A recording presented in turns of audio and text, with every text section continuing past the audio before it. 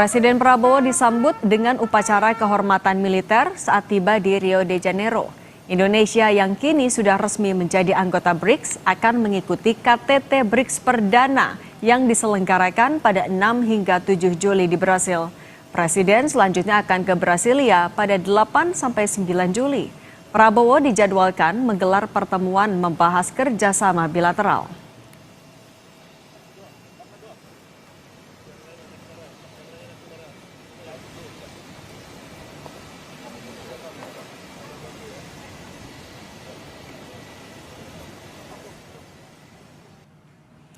Selain Prabowo, KTT BRICS di Brasil juga dihadiri Perdana Menteri India Narendra Modi. Dalam KTT ini, Modi diharapkan menyampaikan pidato tentang sektor-sektor utama yang berkaitan dengan agenda dan pembangunan BRICS. Selain itu, Perdana Menteri Tiongkok Li Qiang juga telah tiba dalam pertemuan di Rio de Janeiro. Kelompok BRICS yang awalnya terdiri dari Brasil, Rusia, India, Tiongkok, dan Afrika Selatan mulai berkembang pada tahun 2023. Indonesia menjadi anggota terbaru dalam BRICS. Soal kehadiran Presiden Prabowo di KTT BRICS kita bahas bersama dengan praktisi hubungan internasional sekaligus pendiri Synergy Policies, Dina Prapto Raharja. Mbak Dina, selamat petang. Selamat petang, Mbak Cindy. Mbak Dina, keanggotaan kita kan memang udah dari awal tahun, tapi di tengah kepastian kita juga nunggu tarif Trump dan juga dinamika geopolitik. Apa konsekuensi kita hadir di KTT BRICS yang harus diwaspadai oleh pemerintah? Summit adalah pertemuan paling tinggi ya dari BRICS, dan BRICS itu statusnya sebenarnya baru forum, tapi forum yang punya simbol politik penting karena OECD misalnya, kalau OECD itu udah organisasi negara-negara maju yang sudah sangat established ya, udah jadi gitu loh. Jadi udah ada aturan mainnya jelas segala macam. Kalau BRICS itu statusnya masih dalam proses, masih dalam pembentukan. Jadi every step of the way, setiap langkah itu penting sebenarnya untuk dikawal. Dan BRICS itu dinamis, dan kita boleh katakan tadi saya bilang simbol politik yang penting karena alternatif dari G7, organisasi negara-negara maju, dan juga dari G20. Tandingannya itu sebenarnya. Jadi bukan dengan OECD-nya sebenarnya, tapi bentukan dari groupings yang seperti itu. Jadi konsekuensinya kalau kita hadir di BRICS ini, memang dinamisnya itu loh, suasananya sangat dinamis. Jadi kita mau bawa catatan yang baku gitu ya, datang ke sana, itu bisa terkaget-kaget tentunya karena bisa saja situasi berubah cepat. Dan kalau dilihat dari perkembangan di Brasil, ini tendensinya misalnya India yang kemungkinannya juga masih nggak cocok sama Brasil untuk sejumlah hal. Kemudian kemungkinan Tiongkok juga masih terus ditekan oleh Amerika Serikat, Rusia masih ditekan Amerika Serikat. Jadi keputusan akhir dalam bentuk joint statement itu bisa jadi akan sangat dinamis sampai last minute. Nah Mbak Dina, tapi ngomong-ngomong soal Amerika Serikat tadi, apakah akan mempengaruhi hubungan diplomasi Indonesia dengan Amerika Serikat di tengah kita juga masih negosiasi soal tarif Trump? Sebenarnya itu tergantung gimana kita menghadapi Trump aja ya. Karena Trump itu kan strateginya adalah menghentak di depan, tetapi faktanya dia sebenarnya juga tahu skema dari logistik global, misalnya ekonomi global, value chain di tingkat global, itu memang mayoritas sudah dikuasai oleh negara-negara BRICS, terutama oleh Tiongkok. Jadi caranya kita berhadapan dengan BRICS itu yang harus kita antisipasi. Sekali lagi saya garis bawahi kata cara, karena soal what kita ya atau tidak dengan BRICS sebenarnya udah inevitable ya, tidak bisa dihindarkan.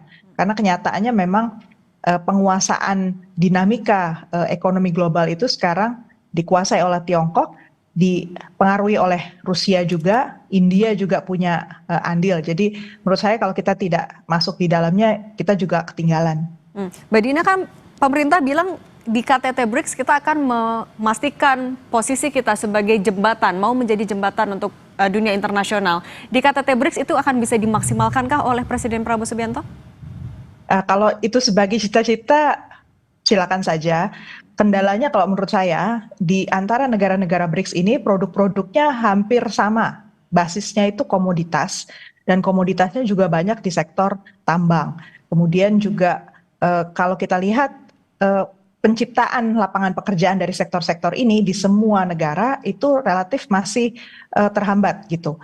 Jadi kalau kita mau menyelaraskan langkah dari negara-negara anggota ini supaya lebih bisa punya impact buat masyarakatnya sendiri. Nah, di situ kendalanya saya kira sebenarnya lebih dari sekedar retorika kita menjadi jembatan ya.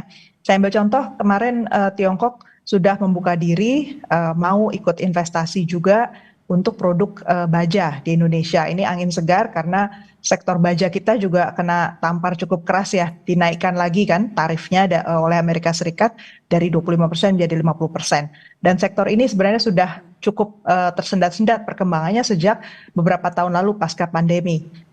Tapi kita tahu juga bahwa dengan kita bekerja sama lebih dekat dengan Tiongkok, kemarin yang menjadi masalah itu sebenarnya adalah impor besi baja yang begitu banyaknya masuk ke dalam Indonesia dari Tiongkok dan tidak sesuai dengan standar nasional Indonesia sehingga dianggap membahayakan untuk konstruksi dan seterusnya.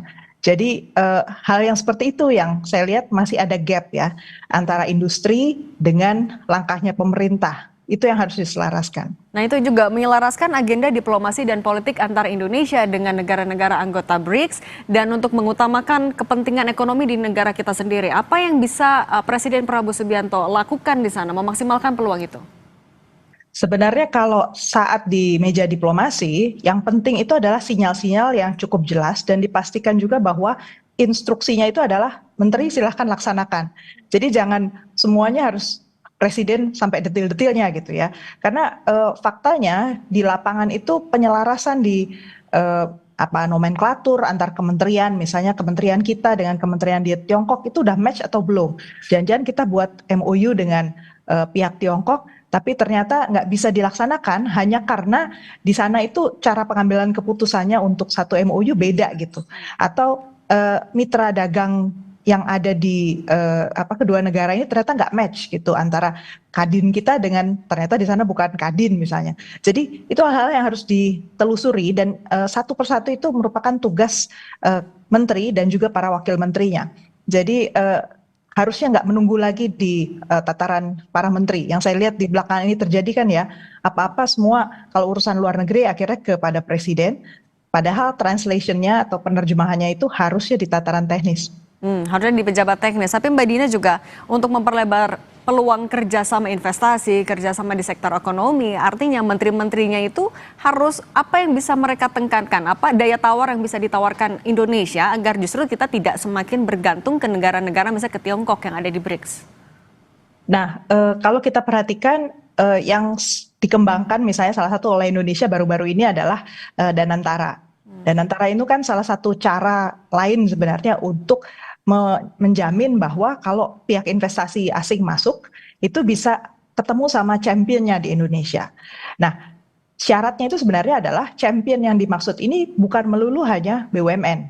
Nah, kalau pemerintah Indonesia sekarang entah mengapa gitu ya, selalu yang dilihat kembali lagi menghidupkan hanya BUMN saja. Padahal para pelaku pasar di Indonesia yang ada di Kadin, yang ada di Apindo itu kan banyak sekali dan mereka sudah lama gitu menunggu ada angin segar dari pemerintah bahwa kalau ada dukungan, dibuka pasar baru, kemitraan baru, itu sektor-sektor swasta ini yang justru diajak gitu loh, dibawa dan daya saingnya itu dimainkan betul. Jadi bukan lagi berdasarkan hubungan personal, bukan lagi berdasarkan preferensi dari penguasa kepada pihak-pihak tertentu saja. Oke, Mbak Dina singkat saja, artinya oleh-oleh yang bisa kita harapkan dibawa pulang oleh pemerintah, oleh Presiden Prabowo dari Brasil, KTT BRICS apa saja?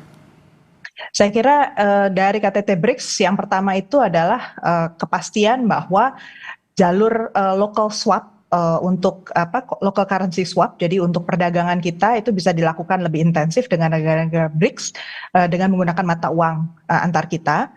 Itu untuk pemicu ya, stimulus. Kemudian yang kedua, dipastikan bahwa aturan main antar negara terkait untuk investasi, terkait untuk kerjasama ekonomi, termasuk para championnya itu sudah diperkenalkan sehingga mereka bisa bertemu dan follow up. Dan peran pemerintah untuk melakukan reformasi yang diperlukan supaya ini lebih match antar pihak itu juga dilakukan. Oke, oleh-oleh yang nyata kita tunggu realisasinya juga nanti sepulangnya dari lawatan ini. Terima kasih praktisi hubungan internasional sekaligus pendiri Sinergi Policies Mbak Dina Prapto Raharja sudah berbagi bersama kami. Terima kasih, selamat sore. Selamat sore.